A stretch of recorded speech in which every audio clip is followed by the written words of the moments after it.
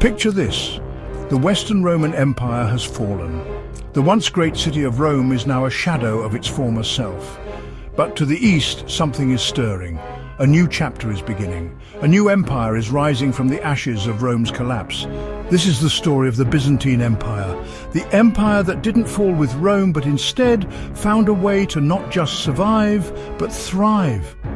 In today's episode, we're going back to the first major uprising in the Byzantine Empire, where the fate of Constantinople and the future of the empire would be decided in a single explosive moment. Get ready for a wild ride full of power, politics, and people who wanted to change the course of history.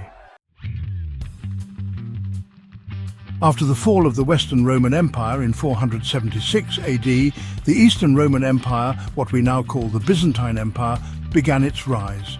This new empire was not just a continuation of Rome, it was a transformation, blending Roman traditions with new influences from the East.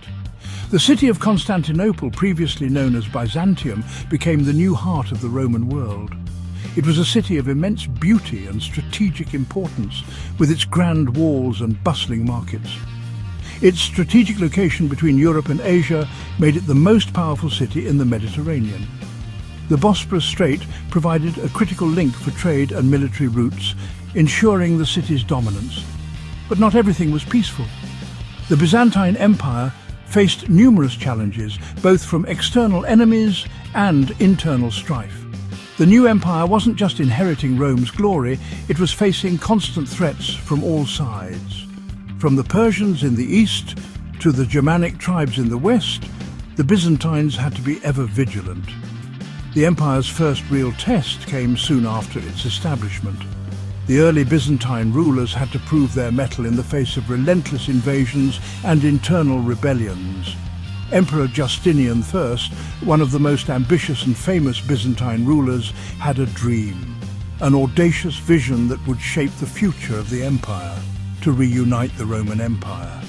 He envisioned a return to the days of Roman supremacy, where the empire stretched across vast territories. He wasn't just going to preserve the eastern half, he wanted to bring back the glory of the Roman Empire's old territories. His campaigns were ambitious, aiming to reclaim lands lost to barbarian invasions. But before he could do that, there was an even bigger issue to deal with: his own people. Social unrest and political intrigue threatened to destabilize his rule, making his dream even more challenging. By 532 AD, Constantinople was thriving under Justinian's reign. The city, often referred to as the jewel of the Byzantine Empire, was a hub of culture, commerce, and political power. Justinian, known for his ambitious vision, had embarked on numerous projects to restore the glory of the Roman Empire, and his capital city was a testament to his efforts. The city was a marvel of architecture, bustling markets, and ambitious public works. From the Hagia Sophia to the grand aqueducts, every corner of Constantinople reflected the grandeur of Justinian's rule. The streets were alive with merchants, scholars, and citizens, all contributing to the vibrant life of the city. But tensions were simmering beneath the surface. Despite the outward prosperity, many citizens were discontented. High taxes, strict laws, and the heavy hand of Justinian's administration had created an undercurrent of unrest. The people of Constantinople, though living in a city of splendor, felt the weight of their emperor's ambitions. And those tensions exploded during the Nika riots, one of the deadliest and most dramatic uprisings in Byzantine history. The riots were not just a spontaneous outburst, but the culmination of years of growing dissatisfaction and anger among the populace. It all started during a chariot race in the Hippodrome, a massive stadium where the people of Constantinople gathered for sports, entertainment, and political discussions. The Hippodrome was more than just an arena. It was the heart of the city's social life, where the pulse of the populace could be felt. But the races were more than just a game. They were a reflection of the city's political and social dynamics, a microcosm of the larger struggles within the empire. The chariot races were a stage where rivalries played out, not just between teams, but between ideologies and factions. They were a source of fierce factionalism, with two main groups, the Blues and the Greens, representing opposing political and social interests. These factions were deeply entrenched in the city's fabric, each with its own supporters and agenda. These groups weren't just cheering for their favorite teams, they were also deeply involved in politics. The Blues and Greens had influence that extended far beyond the Hippodrome, affecting decisions in the imperial court and the daily lives of the citizens. During a race in 532 AD, tensions between the Blues and Greens reached a boiling point. The atmosphere in the Hippodrome was electric, charged with the energy of thousands of spectators, each side fervently supporting their faction. What started as a simple argument quickly escalated. The shouts and jeers turned into clashes, and the Hippodrome became a battleground. The simmering discontent had finally erupted into open conflict. The two factions united in anger over the harsh policies of Emperor Justinian, who was already unpopular for his heavy taxes and authoritarian rule.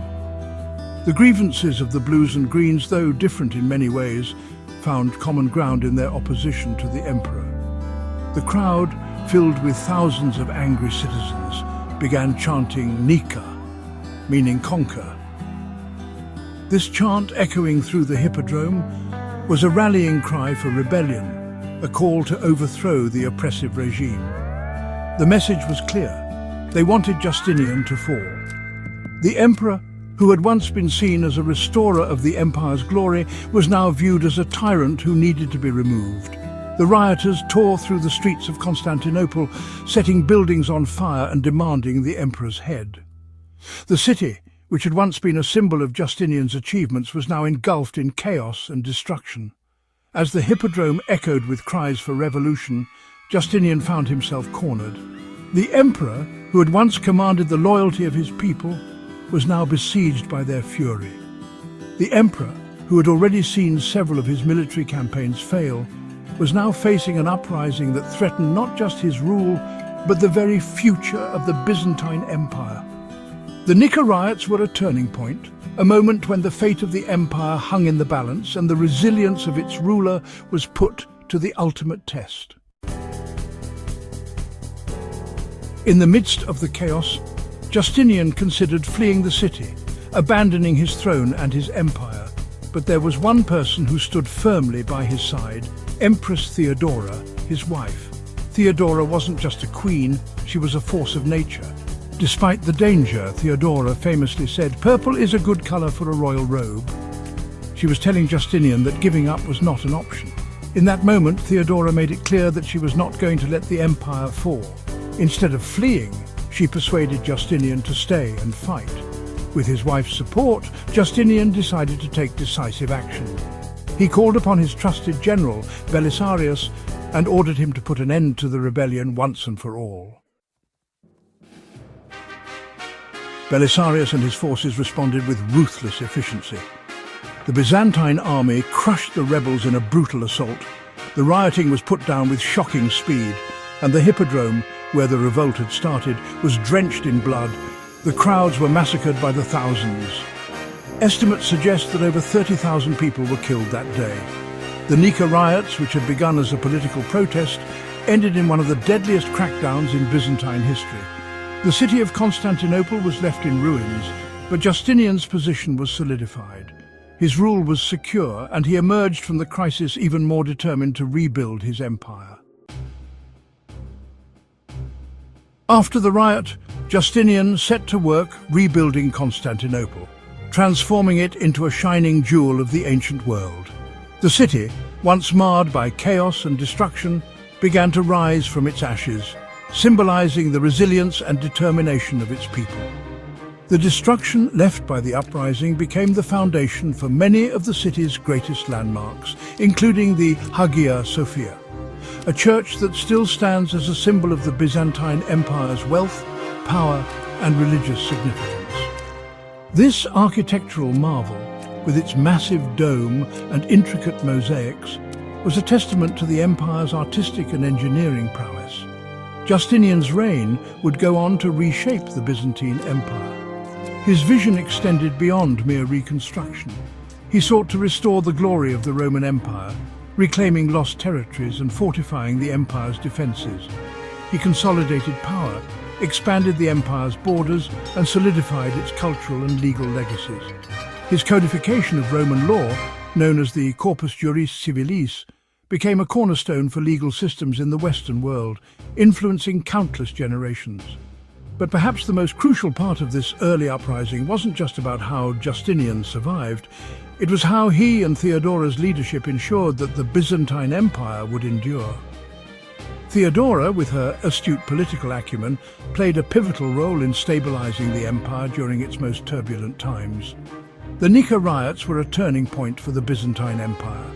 They were not merely a moment of civil unrest, but a crucible that tested the mettle of its leaders and the unity of its people.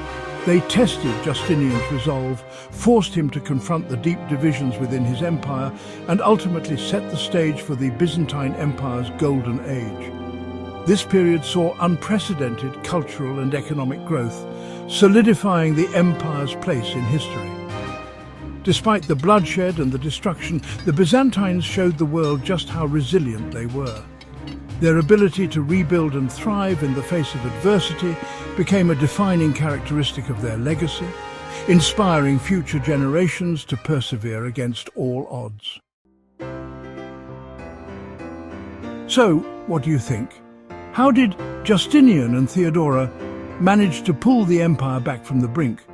Leave your thoughts in the comments below, and don't forget to like, subscribe and hit that bell so you don't miss our next episode on the Byzantine Empire's rise to glory. Thanks for watching, and we'll see you next time.